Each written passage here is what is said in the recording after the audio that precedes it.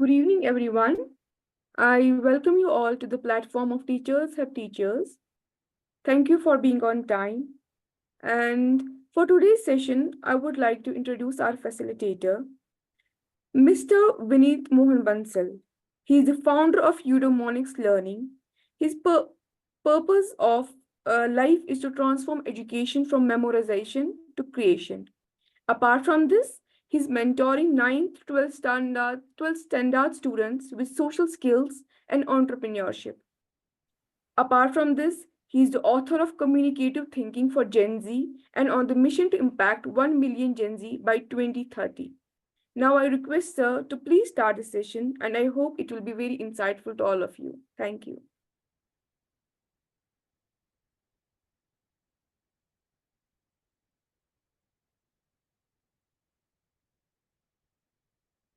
Hello everyone, I hope I'm audible.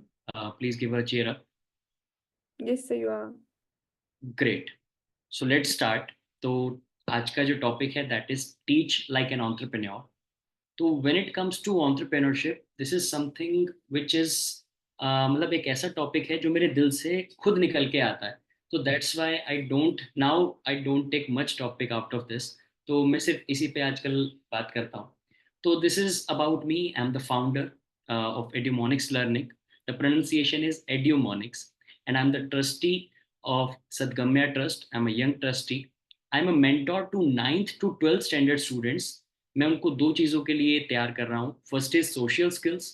मैं social studies पढ़ाता हूँ, उनको सोशल स्किल्स सिखाता हूँ. And entrepreneurship. And this is our main mission कि हमें करना क्या है. We want to transform education from memorization to creation, right. And I am the author of this very beautiful book. This is called communicative thinking for gen Z. तो now starting, सबसे पहले जो point है, I am starting with the story कि कैसे मैंने start करा, मैंने एंटरप्रेन्योरशिप में कैसे एंट्री ली, एंड किस पॉइंट पे कहेंगे आप कि वो एंटरप्रेन्योरशिप था या नहीं था. तो it is all about the story. तो ये शुरू होता है कुछ ऐसे. It is my ignition for education system. मुझे ना शुरू से ऐसा था अंदर से कि मुझे एजुकेशन सिस्टम में कुछ बदलाव लाना है, पर क्या लाना है क्या नहीं लाना वो अभी तक नहीं पता है. तो कुछ बात ऐसे शुरू हुई when I was in class 10th. तो ऐसा कहा जाता है कि आपका जो एनवायरनमेंट है ना वो आपको सिखा रहा होता है. तो when I was in class 10 तो मैं एक लीडर से मिला, कोई थे बंदे, मुझे उनका नाम भी याद नहीं. तो उन्होंने कहा कि यदि आपको कोई समस्या है, if you have any problem, तो write it down to some bigger authorities. तो मैंने कहा यार बात तो सही है, और मुझे एडुकेशन को लेके कुछ था उसके अंदर, मैं कुछ समझ रहा था, जान रहा था अपनी उस एज में. तो मैंने क्या करा, मैंने लॉर्ड मैकॉले की जो एजुकेशन सिस्टम है उसको समझा, उसको जाना, एंड अपने वे में जो भी समझा, और मैंने उसको ना राइट डाउन किया. एंड मैंने वो लेटर भेज दिया प्रधानमंत्री जी को. तो एक 10वीं क्लास का बच्चा है, उसके लिए इंडिविजुअली अगर वो ऐसा काम कर रहा है तो उसके लिए एक रिस्पॉन्स आता है. जो आपने लेटर भेजा तो कहते कि आपका सुझाव मान्य है, सुझाव मान लिया गया है, जब भी आपकी आवश्यकता होगी आपको बुला लिया जाएगा. तो that was literally something very big thing for me. बहुत बड़ा अचीवमेंट है कि 10वीं क्लास का बच्चा एजुकेशन सिस्टम पे लेटर लिख रहा है और उसको वापस एक रिस्पॉन्स भी आ गया. Now the thing started. एक एजुकेशन के लिए इग्निशन स्टार्ट हो चुका है. सेकेंड थिंग, मेरे को ना थियोरी एजुकेशन से बहुत ज्यादा प्यार नहीं है शुरू से. I want practical education. तो when I was in class 10th, जब बच्चे आसपास के मस्ती मार रहे थे, बहुत इंटरनेट का नया टाइम आया था, यूट्यूबर्स बहुत नए आए थे, बीबी के vines, Harsh Beniwal and so many other YouTubers were there. तो जब वो लोग मस्ती मार रहे थे, I was building website on WordPress. तो मैंने अपनी पहली वेबसाइट 10th के मिड के around, I sold a website for 10,000 rupees. And again, that's a very a big achievement for me. तो मुझे लग रहा है यार थियरी एजुकेशन आपको ये चीज नहीं देने वाली Vineet. You will going to get something जो कि प्रैक्टिकल होना चाहिए. नाउ अब ये कारवा आगे बढ़ता गया तो हुआ कुछ ऐसा. आई एम अ बनिया, तो बंसल मेरा सरनेम है. तो पॉइंट है कि डीएनए के अंदर ही ना स्टॉक्स, बिजनेस, ये सब अपने आप से ही है, राइट. तो मेरे को ना business studies as a subject बहुत अच्छा लगता है. एंड क्लास 11th में आई टुक कॉमर्स, तो मुझे बिजनेस स्टडीज मिला. अब पॉइंट क्या है, चीजें बहुत अच्छे से समझ आती. अगर कोई एक पॉइंट पूछा गया, इक्विटी और इक्वालिटी का डिफरेंस समझाओ बच्चे, शेयर होल्डर क्या होता है, स्टेक होल्डर क्या होता है, सब चीजें बहुत अच्छे से समझ आ रही हैं. But when it comes to writing, मेरे मार्क्स अभी भी नहीं आ रहे. अगेन एक इग्निशन, एक अंदर से रिबिलियसनेस है कि भाई साहब अगर इतना सब आता है तो why are you not scoring some good marks. तो वहां पे अगेन वही चीज की प्रैक्टिकल एजुकेशन की नीड है, नहीं ये सब नहीं चलेगा। तो यहाँ से वेबसाइट बिल्डिंग हो रही है, एजुकेशन के लिए एक एक्साइटमेंट है, और क्या बोलते हैं बिजनेस स्टडीज कॉमर्स के सब्जेक्ट आ गए हैं। अब पॉइंट क्या हुआ, I was doing website and digital marketing thing, थोड़ा बहुत चल रहा था, बट ट्वेल्थ के बोर्ड्स बड़े इंपॉर्टेंट थे तो सीख रहे हैं वहां पे। अब क्या हुआ, जैसे ही बोर्ड्स खत्म हुए, ट्वेल्थ खत्म हुई, आई just jumped into an internship. तो मैं 120 किलोमीटर डेली ट्रेवल कर रहा हूँ, क्या सीखने के लिए, डिजिटल मार्केटिंग। वहां पे जो मेरी लाइफ चेंज हुई, मैं आपको वो शब्दों में नहीं बयां कर सकता, but it was something like I manage some US clients, हमने यूएस के ब्लॉग्स रैंक करे, कोल्ड कॉलिंग करी, कस्टमर एक्विजिशन करा, so many different things I have learned, जो मैं किसी एक कॉलेज में जाके तो शायद नहीं सीख सकता था उस टाइम के दौरान, राइट। तो मेरे को वहां पे रियल लाइफ हिट होती जा रही है, एंड मैं अपने आप को सोच रहा हूँ कि मैं कुछ ग्रो कर रहा हूँ। फिर धीरे धीरे कहते हैं ना, अगर आप शिद्दत से मेहनत करते हैं तो कायनात थोड़ी थोड़ी मदद आपकी करने लग जाती है। तो I met with the mnemonics company, वो निमोनिक्स वगैरह कुछ बताते थे, तो मैंने निमोनिक्स वगैरह समझा जाना। बट मुझे ना एक गैप फील हुआ कि यार ये जो निमोनिक्स बता रहे हैं बहुत अच्छी बात है, बट व्हाट अबाउट इसका application, how we can apply this mnemonics. तो मैंने ना उस टाइम समझा कि यार व्हाट इज द टेक्नोलॉजी, क्या नई चीज से हम उसको अप्लाई कर सकते हैं। तो एआई वाज समथिंग जो उस टाइम धीरे धीरे हमारे को समझ में आ रहा था। तो मैंने एआई से उसको अप्लाई करवाया, समझा, बेंगलोर गए, वहां घूमे फिरे, बहुत चीजें करी।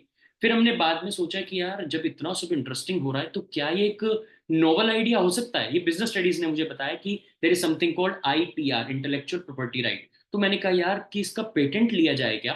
तो I just jumped into that and हमने पेटेंट के लिए अप्लाई करा। And we are the only one in this country as of now जिसको आपका सॉफ्टवेयर के ऊपर, दैट टू एआई के अंदर, हमें पेटेंट ग्रांटेड हुआ है।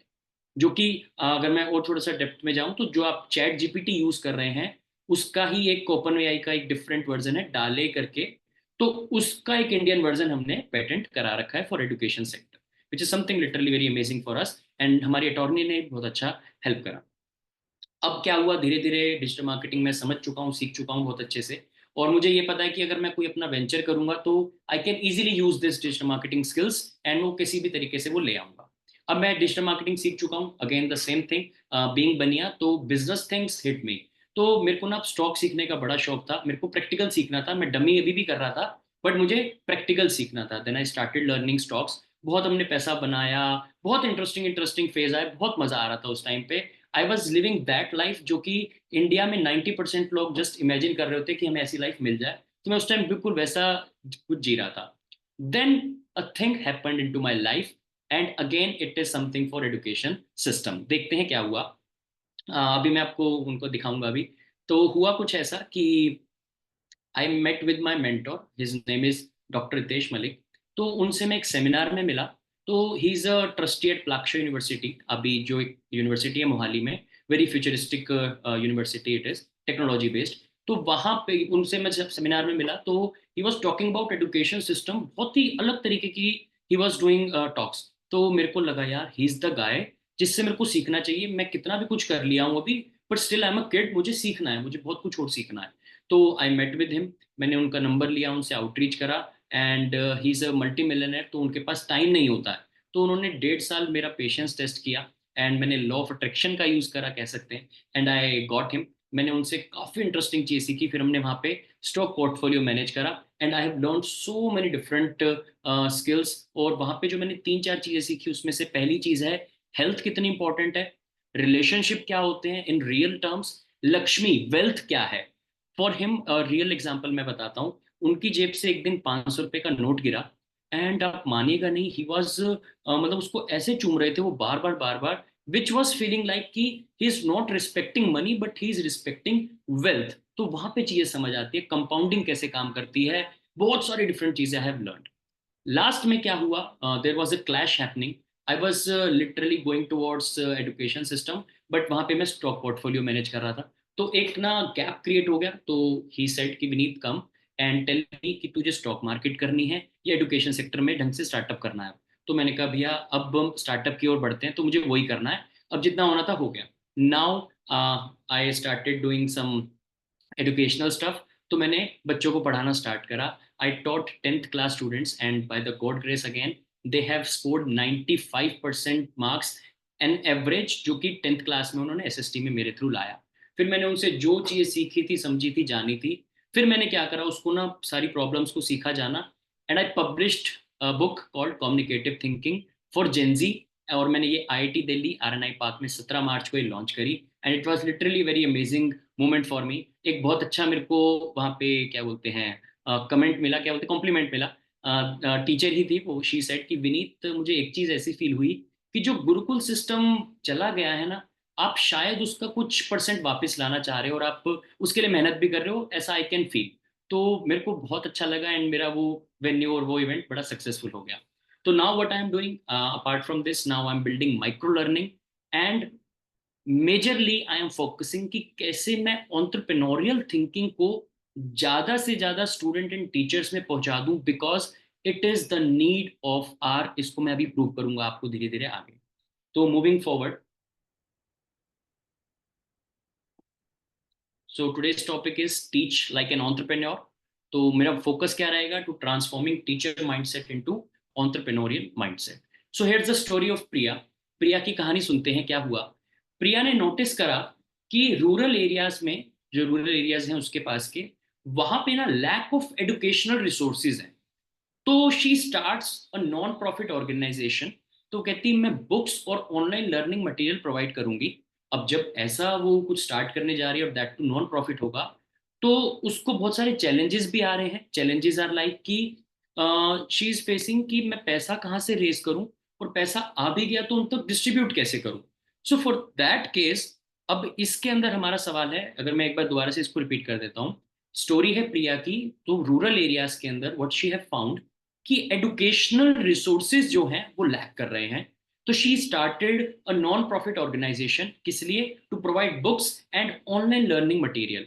तो उसको कुछ चैलेंजेस भी आए, जैसे फंड रेजिंग, पैसा कहाँ से लाएं और डिस्ट्रीब्यूट कैसे करूं, but somehow she manage all this challenges. तो अब उसका वो नॉन प्रॉफिट ऑर्गेनाइजेशन चल रहा है। तो now the question is, can we call Priya as an entrepreneur, yes or no, and why? Please respond. Can we call Priya as an entrepreneur? Yes or no? If yes, then why? No, then why?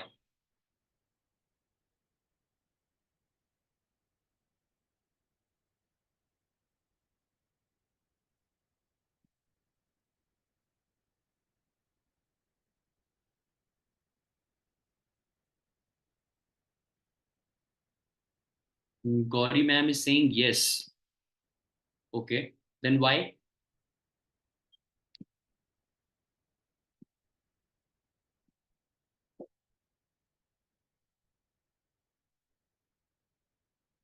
As she took the initiative. Great.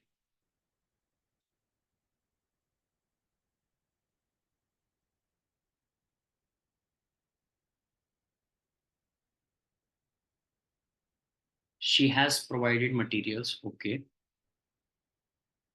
All right. Amazing. तो आगे बढ़ते हैं, देखते हैं इसका थोड़ा सा technically समझते हैं।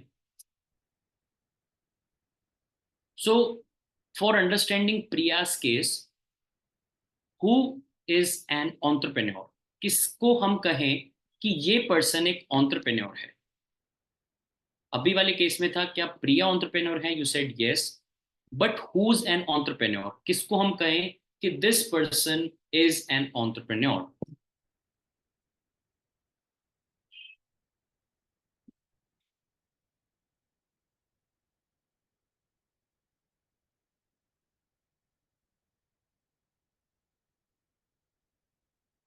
Requesting you to please answer so that it can be an interactive session. Who does business deals? Okay. तो अभी यहाँ पे अगर हम देखें तो बिजनेस डील तो प्रिया ने नहीं करी। she is running non-profit organization, and business is something जो कि profit earning के मोटिव से होता है।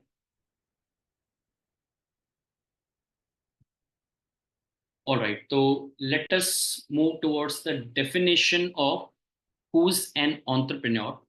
तो it is very simple, इससे सरल एक परिभाषा इसकी नहीं हो सकती। An individual who identifies a need or an opportunity in the market एक पर्सन जैसे प्रिया ने आइडेंटिफाई करा कि एक नीड है, तो उसने समझा कि बच्चों को रूरल एरियाज तक एजुकेशन रिसोर्सेज नहीं मिलते, तो हु आइडेंटिफाइज अ नीड और an opportunity in the market. तो इससे उसकी कौन सी क्वालिटी पता लगती है? The person wants to solve a problem. तो एक प्रॉब्लम सॉल्वर एटीट्यूड है एंड इनिशिएट्स टू क्रिएट। अब पॉइंट क्या हुआ प्रिया के केस में? उसने आइडेंटिफाई करा there is a problem, there is a gap, and उस प्रॉब्लम को समझ के छोड़ा नहीं, एंड शी इनिशिएटेड, एंड उसने क्या करा, एक क्रिएशन करना चाहा। And what she has created a non profit organisation. तो this point is called as undertaking या undertake. Means when I found this is the problem, so this problem has to be solved, and I am the person who will going to solve it. That's an attitude which is called as entrepreneurial attitude.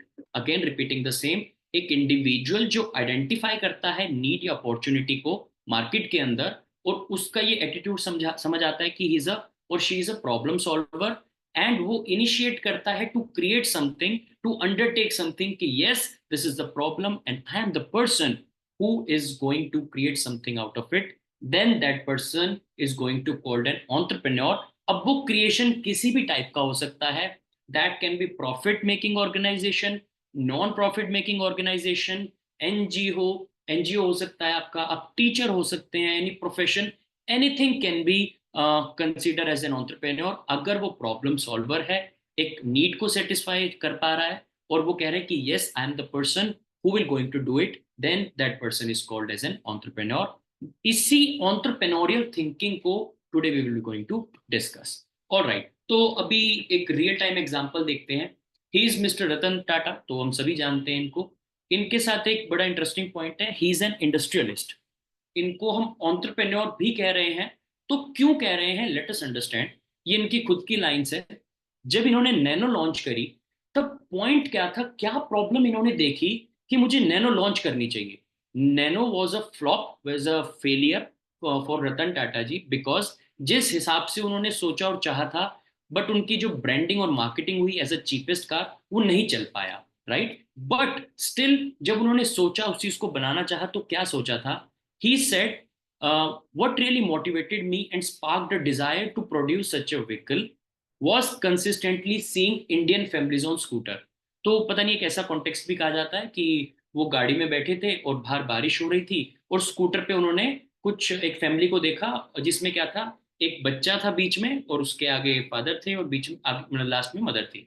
तो he said maybe the child sandwich between the mother and father riding to wherever they were going often on slippery roads. तो उन्होंने problem को identify कर लिया कि इस slippery road पे अगर वो चल रहे हैं बारिश के अंदर या ऐसा कुछ, तो may be accident can happen, और इसकी प्रोबेबिलिटी बढ़ जाएगी। तो ही सेड, क्या इतने ही आसपास के कॉस्ट में can we create a car? Then he build Nano. And Nano आप मानिएगा नहीं, आज भी इतनी अच्छी गाड़ी है। आप कभी पहाड़ों पे जाएंगे तो वहां पे आपको देखने को मिलती है, because it has the strength. तो पॉइंट क्या समझ में आता है कि ऑन्टरप्रेन्योरशिप क्या है? आप कोई भी एक ऑर्गेनाइजेशन में हैं, आप कुछ भी प्रोफेशन कर रहे हैं, hardly a matter. Entrepreneurship is all about solving a problem and undertaking that problem and living for that problem, और उसको सॉल्व कर दीजिए। You have done your job. So this is what Ratan Tata ji के एग्जाम्पल से we can learn.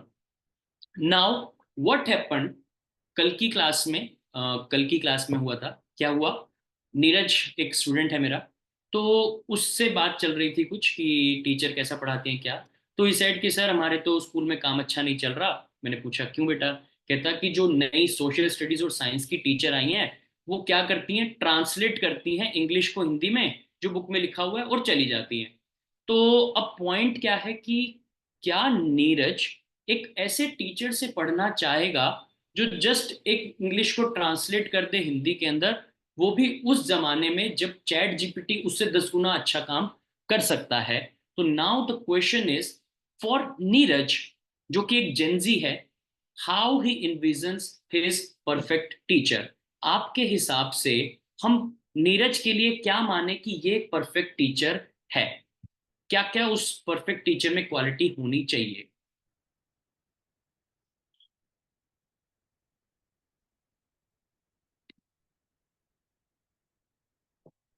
I am repeating the question. Neeraj से जब मेरी पिछले क्लास में बात हो रही थी, ही सेड कि हमारी मेरी जो टीचर है नई आई हैं, they are just translating English to Hindi जो बुक में लिखा हुआ है, राइट। तो वो कह रहे हैं मुझे ये पसंद नहीं आता पढ़ना। ही इज अ जेंजी, नए विचार का बच्चा है, नए थॉट प्रोसेस के साथ आया हुआ है। तो वो कैसे पसंद करेगा, उसकी टीचर कैसी होनी चाहिए अकॉर्डिंग टू नीरज? वो कैसा इन्विजन करता होगा आपके हिसाब से?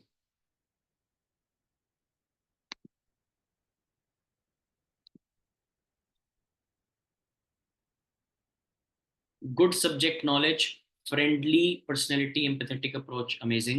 Inspire students to develop critical thinking skills, amazing.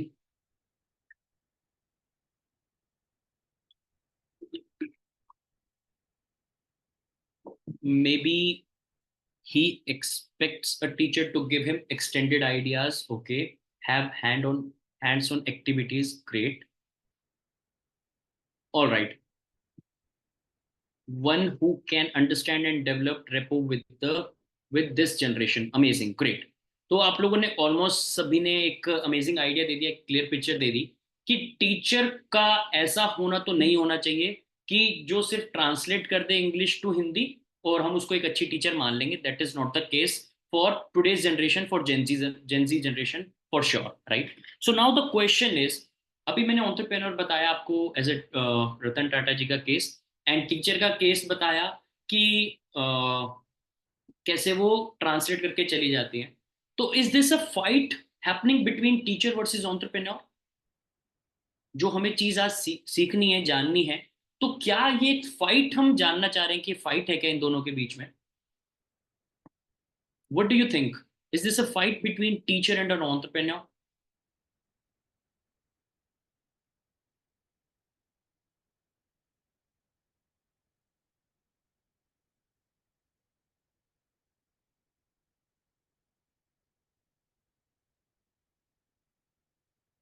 No fight but a requirement, very very very precise answer, great.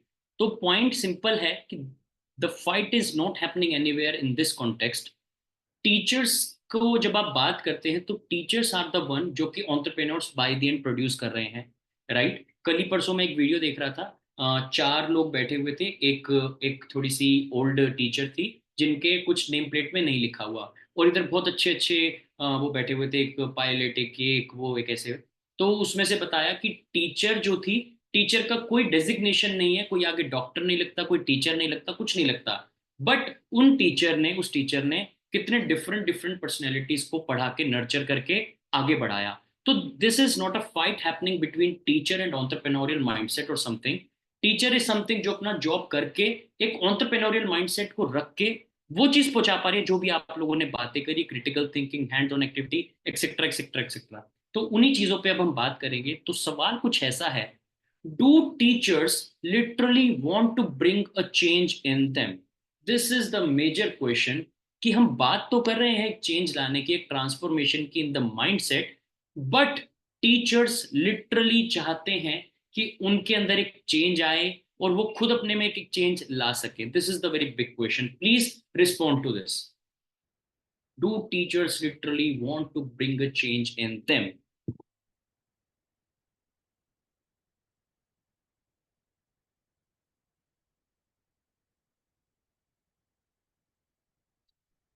Okay, Divya ma'am saying yes.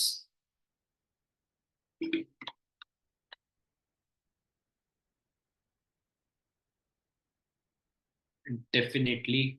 Okay, very much great. तो अभी एक स्टोरी से समझते हैं इसको।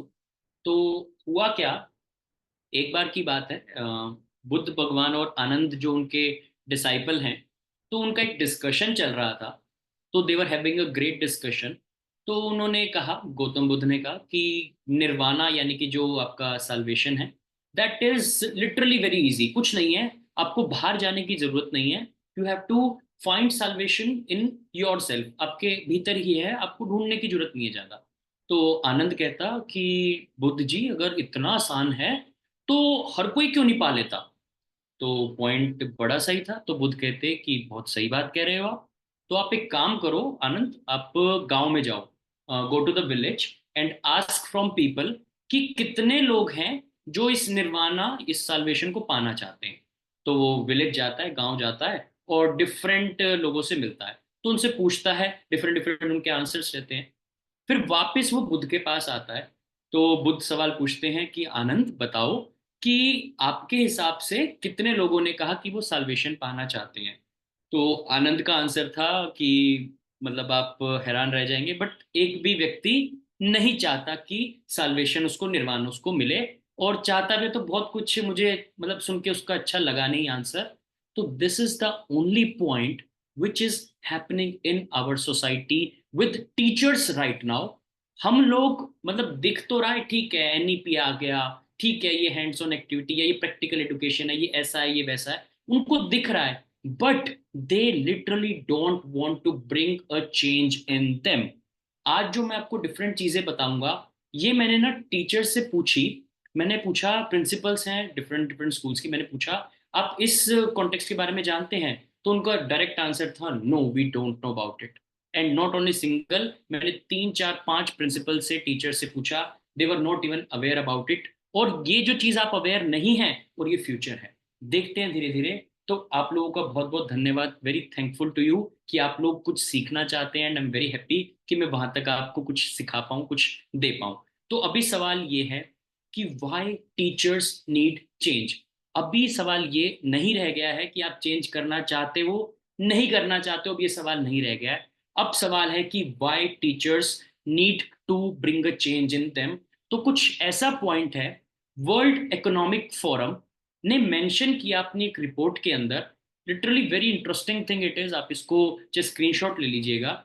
It is said that 65% of children entering primary school today will ultimately end up working in completely new job types that don't yet exist. I am repeating the same. 65% तक जो बच्चे आपका आज प्राइमरी स्कूल में enter कर रहे हैं, वो लोग ऐसी जॉब्स करते पाए जाएंगे जो आज एग्जिस्ट ही नहीं करती। So this is something which is futuristic, and one should focus on this कि वर्ल्ड इकोनॉमिक फोरम ऐसा क्यों कह रहा है, why are they saying about it। तो आगे बढ़ते हैं, समझते हैं इसको कि अगर हम, सिंपल सी बात है, एक प्रॉब्लम है हमें दिख गई, तो प्रॉब्लम का कोई सॉल्यूशन भी आया होगा। सो व्हाट्स द सॉल्यूशन, मैं आप ही लोगों से पूछता हूँ, आपके हिसाब से क्या सॉल्यूशन है इसका कि 65% तक बच्चे जो हैं, जो आज प्राइमरी स्कूल में हैं, वो कुछ अलग ही टाइप की जॉब कर रहे होंगे। तो इसका समाधान क्या है, हम क्या करें, व्हाट शुड बी डन।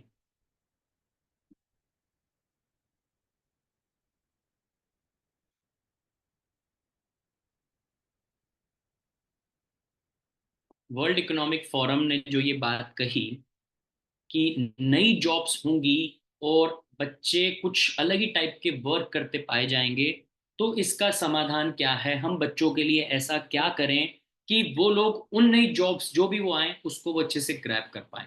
तो what is that thing, need to be a bit of visionary, amazing, great thing, that's a very right answer. Any any other opinion, any other point of view.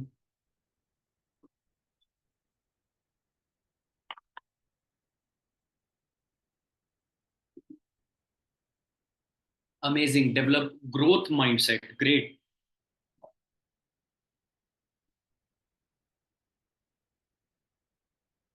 Any other answer?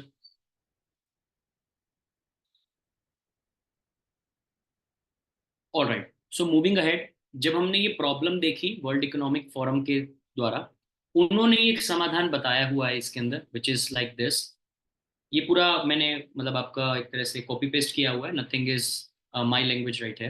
तो कह रहे हैं overall social skills has to be improved, जैसे कि persuasion skills, emotional intelligence and teaching others will be in higher demand across industries then narrow technical skills such as programming or equipment operation and control. In essence, technical skills will need to be supplemented with strong social and collaboration skills. तो कहने का अर्थ बड़ा simple है, बड़ा सरल है।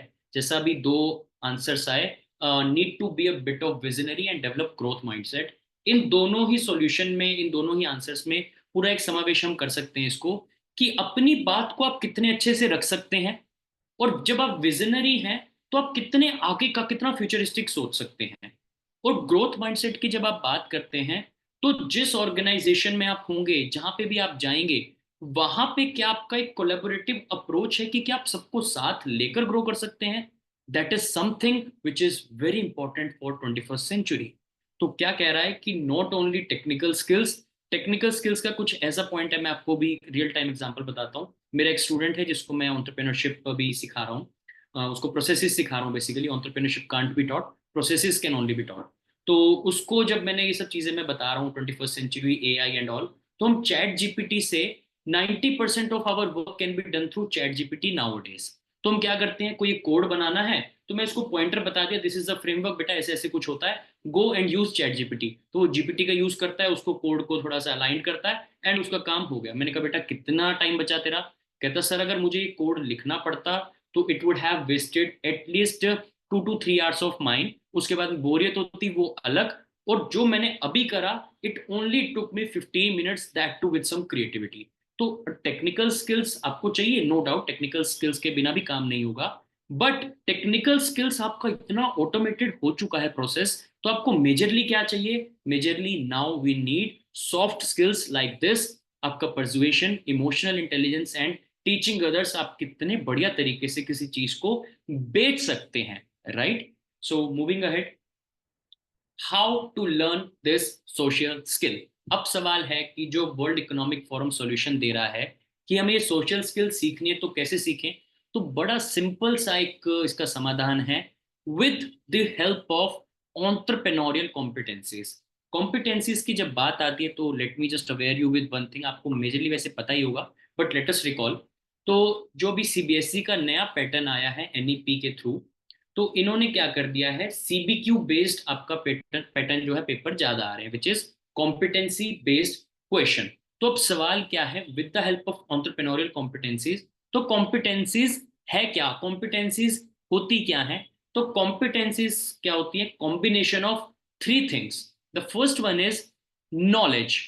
Point क्या है आज की डेट में, कि बच्चे को अगर किसी चीज की नॉलेज देनी है तो it is literally not a very difficult task, because हमें फैक्ट बताने हैं, हमें इंफॉर्मेशन बतानी है। तो बच्चे को आज के टाइम पे इतना उसका ग्रास्पिंग पावर है, इतने टेक अनेबल्ड वर्ल्ड में है बच्चा, कि उसको नॉलेज की कोई बहुत बड़ी समस्या नहीं है। तो नॉलेज इज समथिंग जो कि बड़ा सिंपली तरीके से हमें समझ आ जाता है। But second thing is literally very important, यहीं पे सारा गेम अटका हुआ है, and that is called skills. तो जो ये वर्ल्ड इकोनॉमिक फोरम की रिपोर्ट है, इसके अंदर बार बार एक शब्द आ रहा है, skills gap, skills gap, skills gap. तो उसके लिए क्या समाधान समाधान दिया उन्होंने? They are saying about reskilling, नई नई स्किल सीखो, बार बार स्किल सीखो, जो 21st सेंचुरी है उसकी बात करो, उसकी स्किल सीखो। तो अब स्किल्स क्या होती हैं? जब आपने एक नॉलेज को ग्रास्प कर लिया, उस नॉलेज के लिए क्या आपके पास प्रॉपर स्किल्स हैं कि आप उस नॉलेज को अप्लाई कर सके? There's the bigger problem comes in.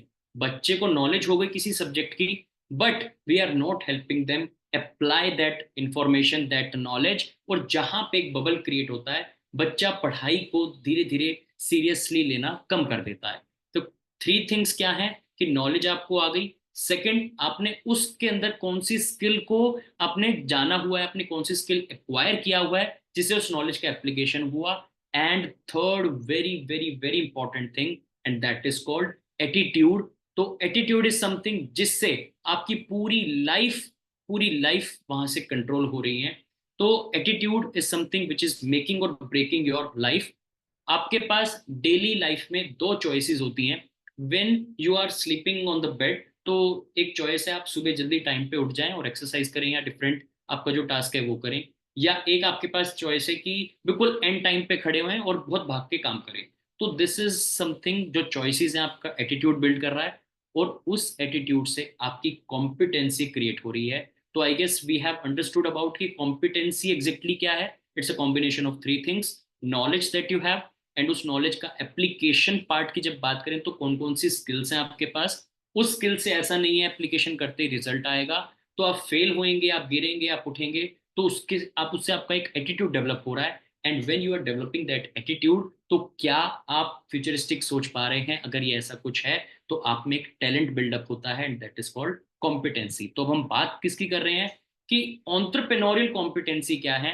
This is the word cloud, जिसके अंदर आपका सारा ऑन्टरप्रेन्योरियल कॉम्पिटेंसी डाली हुई है। एंड बीइंग अ टीचर, ये आप लोग बीएड में सीखते हैं, आप लोग बहुत सारे डिफरेंट जगह पे सीखते हैं। तो I am not suppose to make, मतलब इसको हमें बहुत ज्यादा खंडन करने की जरूरत नहीं है। तो आपको रिस्क टेकिंग समझ आता है, अपॉर्चुनिटीज समझ आता है, फाइनेंशियल प्लानर समझ आता है, रिकॉग्निशन, दिस सब कुछ आपको समझ आता है। तो we are moving ahead. But इसको मैं एक बार से रिकैप कर दूं तो क्या बात हमने यहाँ पे करी कि वर्ल्ड इकोनॉमिक फोरम सेज कि 65% जो चिल्ड्रन हैं they will and up doing something जो कि एग्जिस्ट नहीं करता। तो इसका सॉल्यूशन है टू लर्न सोशल स्किल्स और उसको टेक्निकल स्किल्स के साथ कोलेबोरेट कर दिया जाए। फिर क्या कह रहे हैं कि उसके लिए सीखे कैसे सोशल स्किल को? By learning entrepreneurial competencies. और ऑन्टरप्रेन्योरियल कॉम्पिटेंसी के अंदर कॉम्पिटेंसी है, क्या कह रहे हैं? Combination of three things: knowledge, skills and attitude. And this is the competencies which an entrepreneur have, और उससे वो एक ऑन्टरप्रेन्योर कहलाता है। सो now the very very very amazing thing, जब मैं एंटरप्रेन्योर्स के साथ बैठता हूं तो मुझे ना बहुत इंटरेस्टिंग चीज सीखने को मिलती है। तो भी मैं उनको दिखाऊंगा कि ये बात किसने कही थी। तो ही सेड कि 95, उन्होंने कुछ ऐसा बोला था, 90 to 99% स्टार्टअप्स फेल हो जाते हैं, बट 100% तक एंटरप्रेन्योर सक्सीड होते हैं। मैं भी आपको रियल टाइम एग्जांपल से समझाता हूँ। तो आप कोई देखिएगा, आप हिस्ट्री में जाइएगा, तो स्टार्टअप्स क्या है, जो एक नए टाइप का बिजनेस आ रहा है आज के टाइम पे, उस पर हम बात नहीं कर रहे हैं अभी। तो स्टार्टअप्स क्या होते हैं ना, बहुत जल्दी फेल हो जाते हैं। बिकॉज आपको बहुत सारे रिसोर्सेज चाहिए, पैसा चाहिए, रिकॉग्निशन चाहिए, ट्रस्ट चाहिए, कस्टमर चाहिए, प्रॉब्लम क्लियर होनी चाहिए, आपको क्लैरिटी होनी चाहिए, so many different things are there. तो जब ये एक एंटरप्रेन्योर प्रोसेस कर रहा होता है, स्टार्टिंग में जब वो शुरू कर रहा है, तो चांसेस, प्रोबेबिलिटी कितनी हाई होती है कि वो फेल होगा? 90% तक तो उसको फेल होना बिल्कुल पक्का है। तो अगर वो 90% तक फेल हो गया तो उसका स्टार्टअप फेल हुआ। बट अमेजिंग चीज क्या कहते हैं कि वो स्टार्टअप तो फेल हो गया, चलो जी कोई दिक्कत नहीं, वो बिजनेस फेल हो गया, छोड़ दीजिए उसको। बट जिस बंदे ने ये बिजनेस शुरू करा, जो वो एंटरप्रेन्योर कहलाया, वो फेल लाइफ में नहीं होगा। इसके बहुत बेहतरीन एग्जांपल्स हैं। अभी मैं एग्जैक्टली याद नहीं कर पा रहा। एक पर्सन है जिन्होंने आईआईएम से पढ़ाई करी और वो एक स्टार्टअप करने लग गए। और उनका स्टार्टअप कह रहे, मतलब डिस्कशन कर रहे थे कि भाई स्टार्टअप का ना फेल फाउंडर हूं मैं, जॉब तो मेरे को कोई भी आराम से दे देगा। बिकॉज देयर्स एन एटीट्यूड जो कि उस एंटरप्रेन्योर ने डेवलप करा, हार्ड वर्किंग, प्रॉब्लम सॉल्विंग। और एक ऑर्गेनाइजेशन को क्या चाहिए? What else does an organisation want? कि एक पर्सन एक एंटरप्रेन्योरियल माइंडसेट से आया हुआ। तो this is something which I wanted to convey, कि आप लोग इन सब चीजों को समझें। तो let us understand something very amazing. तो we are building entrepreneurs led curriculum. तो यहाँ पे हमारा फोकस क्या है? जिन बंदों ने पहले ही लाइफ में कुछ अचीव कर लिया, can't we learn from them? तो उन्होंने ना कुछ इंटरेस्टिंग इंटरेस्टिंग बातें कही। तो जितने भी मैं अभी आपको यहाँ पे चार फाउंडर दिखा रहा हूँ, इनके पास मतलब इनकी एक क्या खूबी है? They are at least 100 crore, मतलब उनके पास नेटवर्थ है 100 crore at least, I am saying. और मैं, मेरे को ये पैसा भी क्यों बताना पड़ रहा है? एक तो ये थोड़ा सा फैसिनेटिंग होता है, सुनने में आनंद आता है। बट जिस बंदे ने इतना अचीव किया हुआ है, तो it makes very clear for us कि उनसे सीखने जैसा कितना कुछ है। तो he is the mentor of mind, doctor Ritesh Malik, जिनका मैंने अभी नाम लिया था स्टार्टिंग में। तो he says very interesting thing. जब हम हर चीज बेच रहे हैं, अगर हम अपनी लाइफ में everyday we are selling something, आप खुद इसको इमेजिन कर लीजिएगा। एक बच्चा जब आपके पास, एक स्टूडेंट कुछ लेके आता है कि मैम मेरी तो कॉपी घर पे रह गई, तो he is trying to sell his thoughts. तो अपनी कुछ बातें बेचना चाह रहा है, बट आप उससे भी माहिर खिलाड़ी हैं, आप कहते हो नहीं बेटा, ये तो एक्सक्यूज नहीं चलेगा। अगले दिन कोई दूसरा बच्चा आता है, वो हल्का सा ना पानी से भिगा लाता है और कहता है कि मैम देखिए मैंने तो काम किया था बट ये भीग गया। अब आप शायद उसकी बात को थोड़ा सुन लेते हैं कि सामने प्रत्यक्ष रूप से दिख रहा है। तो वो कहते हैं कि children must learn how to sell from a young age, because हर दिन, हर समय वी आर सेलिंग समथिंग, हम अपने आप को कहीं ना कहीं बेच रहे होते हैं। Second thing, mister Akshay Chaturvedi, इनसे मेरी कुछ बात हो रही थी उसको लेके, क्या बोलते हैं, मार्केटिंग कैंपेन्स को लेके। तो ही सेड, ही बड़ी इंटरेस्टिंग, मतलब इन्होंने बहुत अच्छी चीज बताई कहते कि विनीत एक बात सुन, टाइम स्ट्रक्चरिंग बड़ा इंपॉर्टेंट है। आपको ये पता होना चाहिए कि आपके आने वाले आगे के 3 महीने कहाँ जाने वाले हैं। इफ यू नो दिस ना, then you can easily make a success. तो वो कहते स्टूडेंट्स मस्ट लर्न कि टाइम स्ट्रक्चरिंग करना चाहिए। नेक्स्ट इज, जो भी मैंने आपको बताया था, 95% ऑफ फाउंडर्स,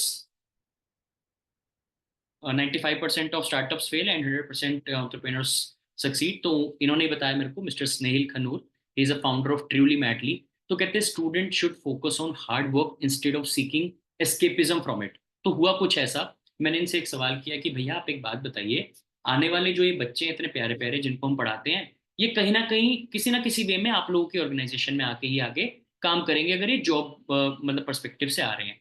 तो आप बताओ कि इनके साथ क्या ऐसी चीज है जो इनको ध्यान रखनी चाहिए।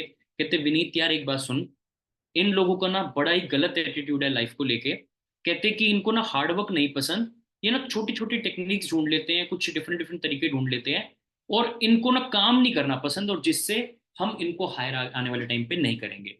तो कहने का अर्थ क्या है कि जब आप ये सब चीजें कर रहे हैं, ये सब चीजें जान रहे हैं, तो कितना इंपॉर्टेंट एस्पेक्ट आ जाता है कि वो एक पर्सन जिसको बाद में हायर करना है, जिस बच्चे को, तो उसके लिए क्या सोचता है। तो कहते हैं हार्ड वर्किंग बड़ा इंपॉर्टेंट है।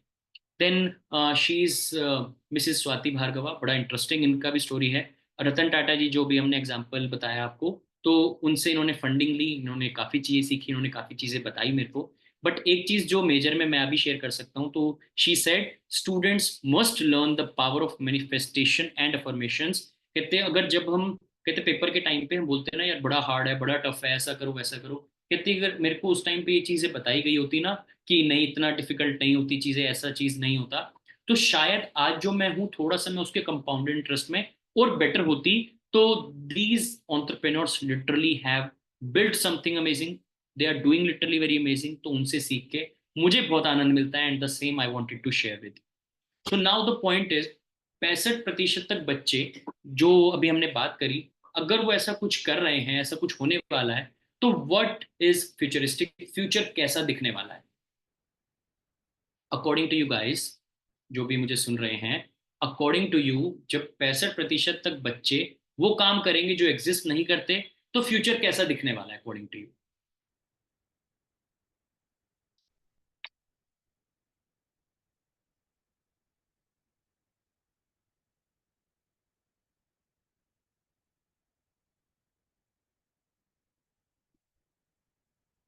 Okay, can you just let me know the meaning of this word bleak, और is this a typo?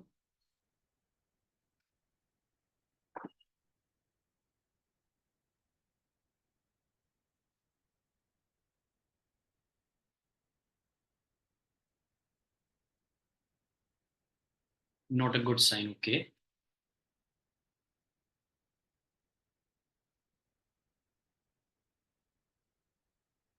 Anoop Shah ji, doctor साहब, any stunts progress, okay. Vaman जी,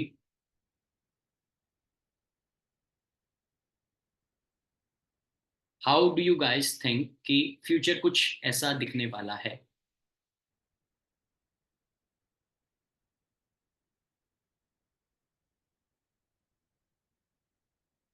ब्राइट, ग्रेट, ऑसम।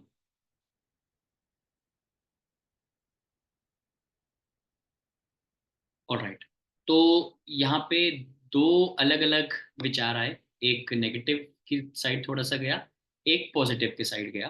तो मतलब प्लीज डोंट माइंड, इसका मैं आपको एक पॉइंट बताना चाहता हूँ। मैंने ना अभी रिसेंटली ये बात सीखी कि जब भी हम फ्यूचर की बात करते हैं, फ्यूचर इज ऑलवेज अनसर्टेन। तो फ्यूचर की जब भी बात होती है ना, 90% chances are there we talk negative about it, which is literally not a very good thing. तो पॉइंट क्या है, जब फ्यूचर की बात अनसर्टेन है, तो we should better talk something positive कि कुछ नया आने वाला है। तो अब पहले मेरे साथ भी हुआ करता था जब एआई आया था, या एआई जब भी अभी रिसेंट जो चैट जीपीटी वाला केस आया, तो मैं ना काफी नेगेटिव बात करता था कि इतनी जॉब्स रिप्लेस हो गई, ये हो गया वो हो गया। बट फिर जब मैंने उसका दूसरा एस्पेक्ट देखा कि यार अगर एक जॉब गई है तो नई भी तो बनेगी ना।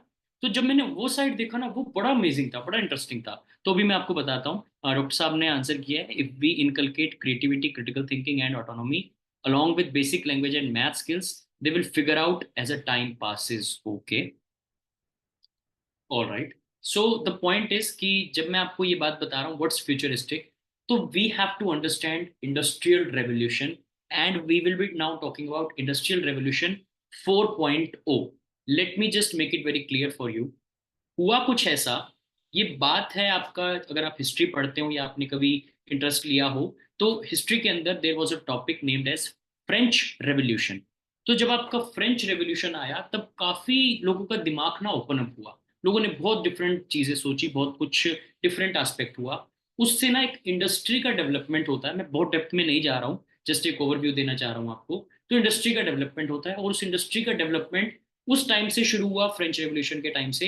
And now we are seeing कि वो पहला रेवोल्यूशन था, और उससे करते करते आज हम फोर्थ पे आ गए। अब मैं आपको ब्रेक डाउन करता हूँ धीरे धीरे कि फर्स्ट रेवोल्यूशन क्या था एग्जैक्टली में।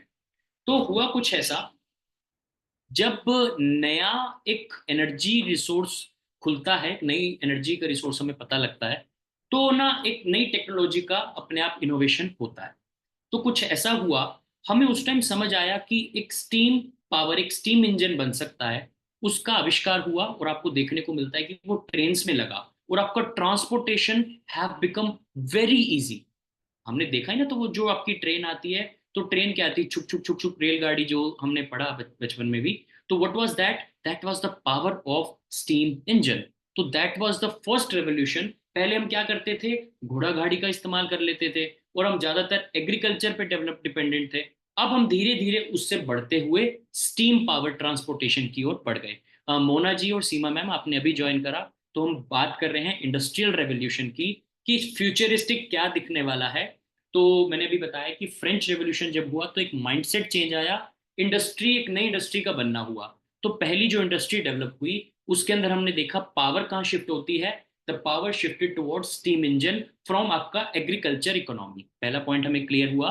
सेकंड, जब हम और थोड़ा सा आगे बढ़ गए, जब हमें चीजें समझ आई, तो हमने ना इलेक्ट्रिसिटी का देखा कि इलेक्ट्रिसिटी आ गई है। आज इलेक्ट्रिसिटी के बिना हमारी लाइफ बिल्कुल इजीली चल ही नहीं सकती, और उस टाइम शायद चल रही थी, तो नई पावर का उस टाइम खोज हुआ।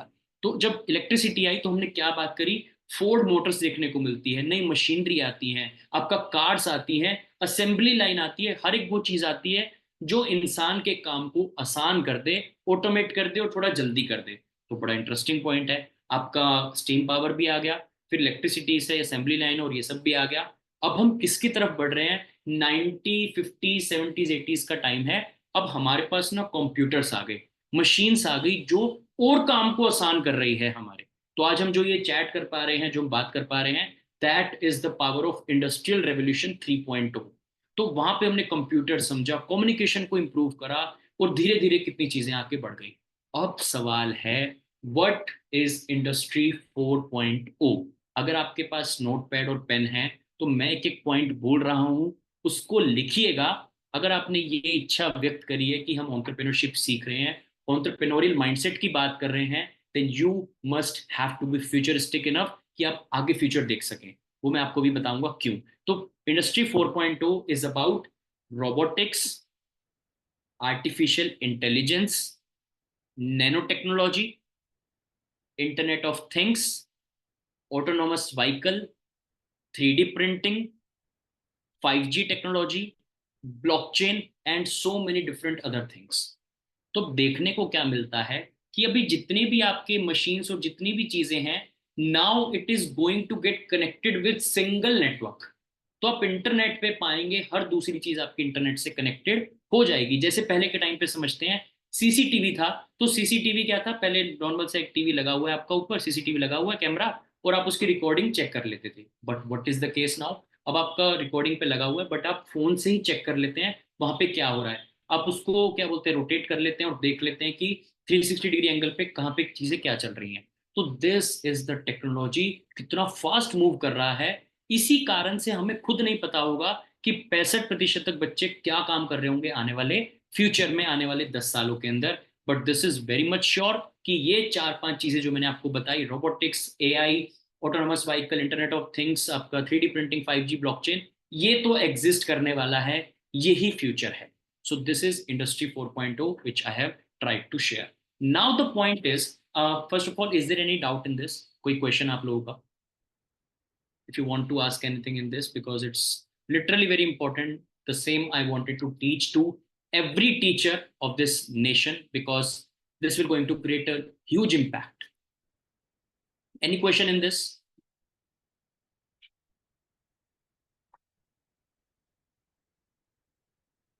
All right, so moving ahead, do you want to be a problem solver? क्या आप खुद सोच के देखिए, जब किताब लिखी थी ना मैंने, जब मैं अपनी किताब लिख रहा था, तो मैंने एक कोट पढ़ा, मैंने एक कोट जाना कि आप जो है ना, जो किताब आप बनाना चाहते हैं वो किताब आप पहले हो जाइए. मुझे एग्जैक्ट इंग्लिश नहीं आ रही उसका, वो नहीं आ रहा क्या बोलते हैं उसको. तो पॉइंट ये था कि जिस किताब को आप लिखना चाह रहे हैं वो आप किताब हो जाइए. तो मैंने कहा कि यार मैं वही पॉइंट करता हूँ, वही बात करता हूँ जिसकी मतलब जो मैंने जिया है, तो मैंने अपनी किताब में भी वही लिखा. तो अगर आप ऑन्टरप्रेन्योरियल थिंकिंग की बात कर रहे हैं, ऑन्टरप्रेन्योरशिप की बात कर रहे हैं, और वो भी उसकी बात करें कि हम वो बच्चे को पढ़ाएं, तो क्या उसके अंदर हमने डेफिनेशन में ये जाना कि you have to be a problem solver and you have to be an undertaker, right? तो अगर हम ये दो चीजों की बात कर रहे हैं, तो क्या बिना प्रॉब्लम सॉल्वर हुए क्या आप ऑन्टरप्रेन्योरशिप सिखा पाएंगे? Obviously a big no. तो do you want to be a problem solver? If yes, then this is the model that you should follow in your classes. आप इसका स्क्रीनशॉट भी ले सकते हैं. This is called as SCAMPER model. SCAMPER में क्या करते हैं, बहुत ज़्यादा टाइम हमारे पास नहीं है, तो मैं थोड़ा सा इसको जल्दी करने की कोशिश कर रहा हूँ, बट आपको कोई क्वेश्चन है तो प्लीज आस्क मी. तो पॉइंट क्या है? Substitute, combine, adapt, modify, put to another use and eliminate and reverse. तो कहने का अर्थ क्या है कि जब भी आप किसी चीज की बात करें, किसी लेसन प्लान को बना रहे हैं, कोई टॉपिक की बात कर रहे हैं, तो आप क्या उसके अंदर से कोई एक्स चीज को रिप्लेस कर सकते हैं और स्टिल वो आराम से चीज चल पाए? तो there are so many things. जैसे हम बैक एक्सरसाइज को मिस कर जाते हैं, सो मेनी डिफरेंट थिंग्स. मैं उधर लेसन प्लान और मॉड्यूल्स की तरफ नहीं जा रहा हूँ, but the only point is कि जब भी आप कोई प्रॉब्लम सॉल्विंग की बात कर रहे हैं, तो मेक श्योर कि हम कोई इस चीज को सब्सटीट्यूट करके क्या उस प्रोसेस को डायरेक्ट सही ले जा पा रहे हैं. Obviously yes. Next point is combine. क्या हम किसी दो चीज को कंबाइन करके क्या कोई एक नया सॉल्यूशन निकाल सकते हैं? इफ यस, तो वो प्रॉब्लम अपने आप में सॉल्व हो जाएगी. एडेप्टेशन. एडेप्टेशन आप लोग बहुत अच्छे से जानते ही होंगे कि how we are adapting to something, modify something to better suit a new purpose, person और कॉन्टेक्स्ट. मॉडिफाइंग भी आप बहुत अच्छे से जानते हैं कि हमने क्या करा. जैसे एक नॉर्मल सी कार है, उस कार के अंदर अच्छे स्पीकर्स लगा दिए, उसकी लाइटिंग अच्छी कर दी, तो हमने एक छोटा सा हमने मॉडिफाई करा और उस कार की वैल्यूएशन ही चेंज हो गया. तो ऐसे करके आपने प्रॉब्लम सॉल्विंग एटीट्यूड को अपनाया. Put to another use. This is something important. rather than changing the thing itself, consider changing the context it exists in. ये मैं आप लोगों को बताना चाह रहा था. जब मैं तैयार कर रहा था तो मेरे दिमाग में दो एग्जांपल आए. पहला चीज, हम लोग एसी चलाते हैं. एसी चलाने के बाद जो वो पानी, आपका वेस्ट पानी होता है, जो पाइप के थ्रू आपका मतलब नाली में चला जाता है, क्या उस पानी को हम बचा के गार्डनिंग में यूज कर सकते हैं? बिल्कुल yes. If this is the attitude we are having, we are entrepreneurs. Second चीज, जो आपका आरओ होता है, आरओ में भी पानी वेस्ट होता है.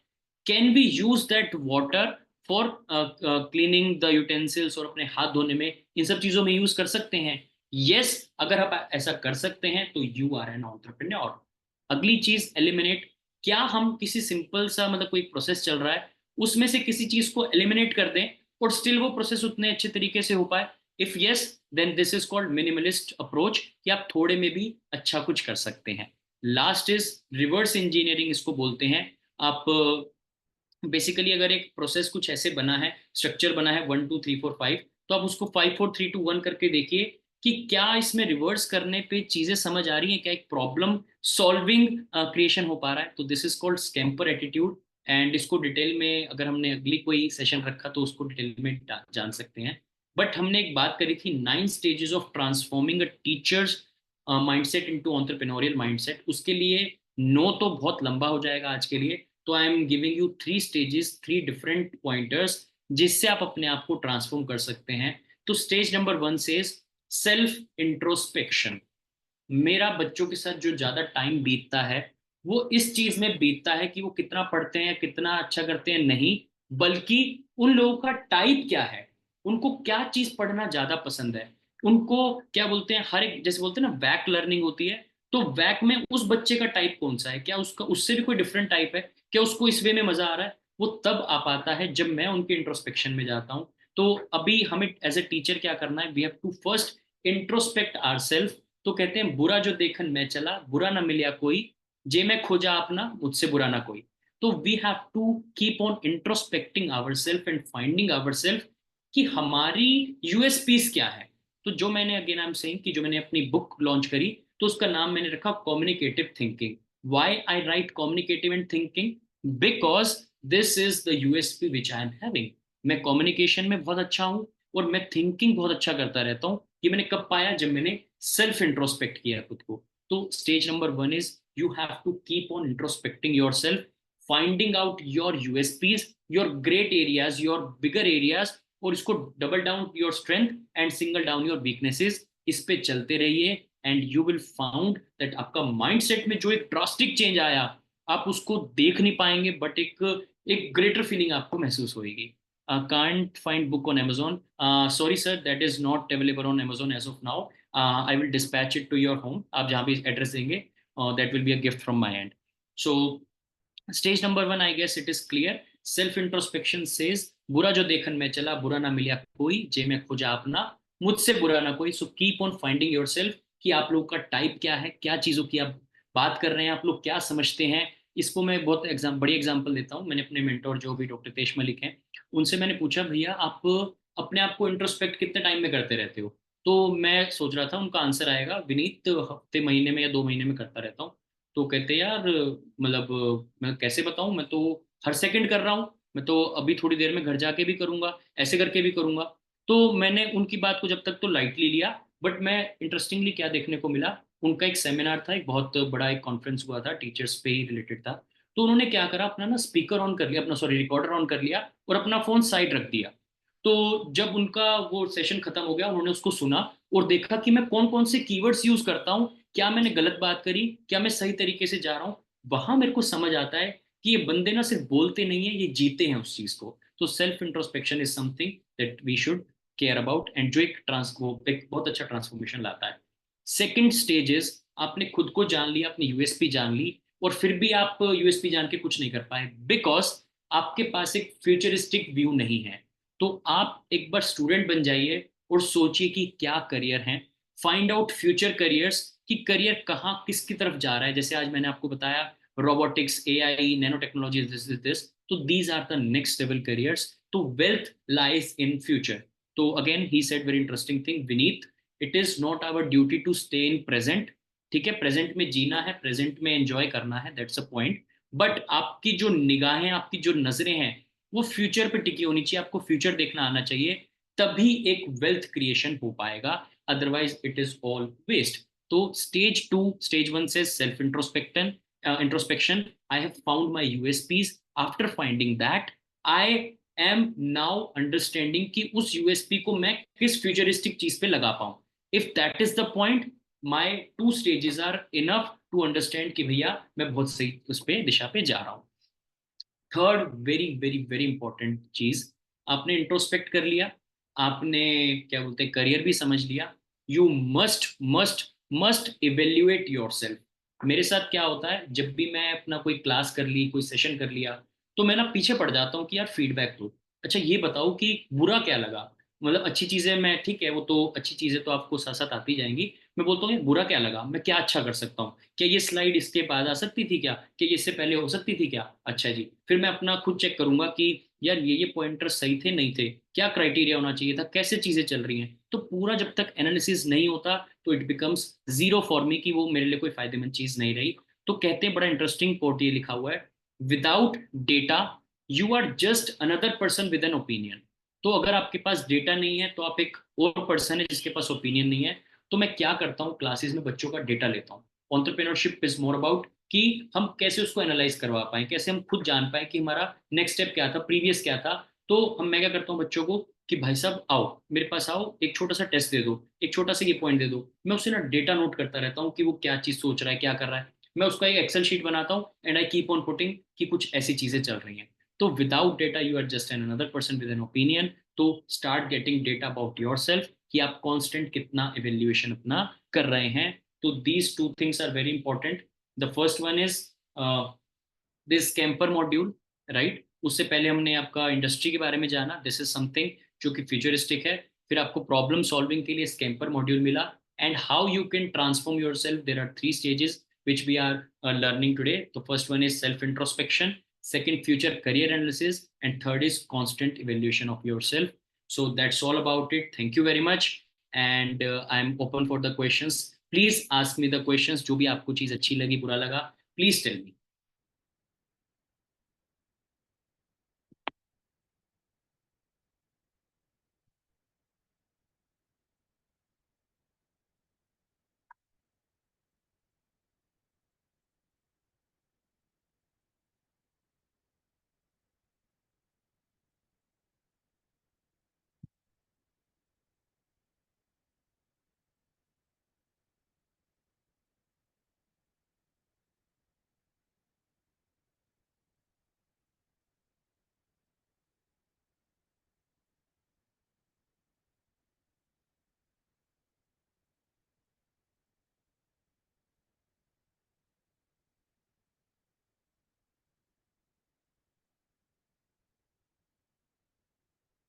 Thank you very much, Gauri ma'am.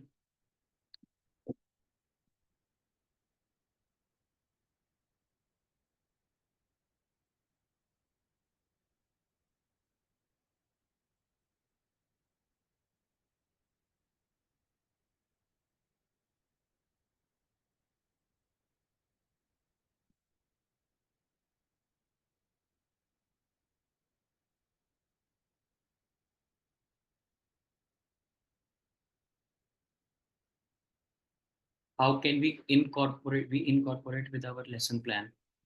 So ma'am or sir, what sorry sir, Anup ji, तो basically the point is कि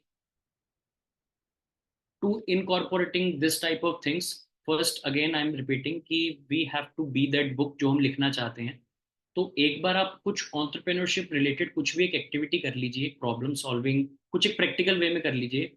यू विल फाइंड आउट कि कितना मजेदार ये चीज़ है और आपको अलग से ना इनकॉर्पोरेट करने की नीड नहीं होगी. जो भी आप लेसन प्लान करेंगे ना वो अपने आप ही प्रैक्टिकल ऑन्टरप्रेन्योरियल बन जाएगा. तो फॉर मी, जब मैं लेसन प्लान वगैरह बना रहा हूँ तो मुझे कोई अलग से एफर्ट नहीं डालना पड़ता कि वो ऑन्टरप्रेन्योरियल थिंकिंग के साथ बना हुआ है. It is just like the content. बस उस कंटेंट में कैसे फन एलिमेंट ऐड कर दे, कैसे प्रॉब्लम सॉल्विंग कर दे, कैसे एक प्रोजेक्ट के थ्रू उनको समझा दे, तो वो एक अपने आप एटीट्यूड रिफ्लेक्ट कर जाता है. So that I would say. बाकी so many different things are there जो कि करा जा सकता है apart from this, but for that उसके लिए बहुत अपने आप में एक पूरा हमें एक सेशन अलग से करना पड़ेगा.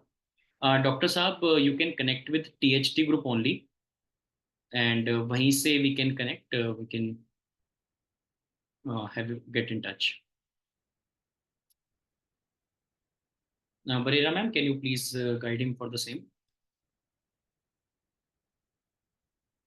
Thank you, sir, for your insightful session.